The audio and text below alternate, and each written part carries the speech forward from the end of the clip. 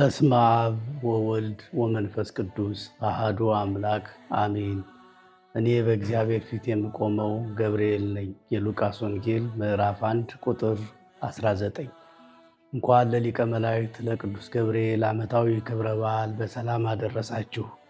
ሐምሌ 19 የሚከበረው የታላቁ መልአክ የቅዱስ ገብርኤል ዓመታዊ ክብረ በዓል በሐዋሳ ደብረ ምሕረት ቅዱስ ገብርኤል ገዳም በድምቀት ይከበራል። በመሆኑም በመላው የኢትዮጵያ ኦርቶዶክስ ተዋሕዶ ቤተክርስቲያን የምትገኙ ምዕመናንና ምዕመናት በሙሉ ገዳሙ ዝግጅቱን የጨረሰ በመሆኑ ከዋዜማው ጀምራችሁ በቦታው በመገኘት ቃለ ወንጌልን እንድትማሩ፣ የአበው ሊቃነ ጳጳሳት ቡራኬን እንድትቀበሉ እንዲሁም ደግሞ በውቢቷ ሐዋሳ መጥታችሁ አረፍ ብላችሁ እንድትመለሱ ገዳሙ መንፈሳዊ ጥሪውን ያስተላልፋል። ስለዚህ ሁላችሁም ከዋዜማው ጀምራችሁ በመገኘት ከእኛ ጋር በዓሉን እንድታከብሩ መንፈሳዊ ጥሪያችንን እናስተላልፋለን። ወስብሐት ለእግዚአብሔር አሜን።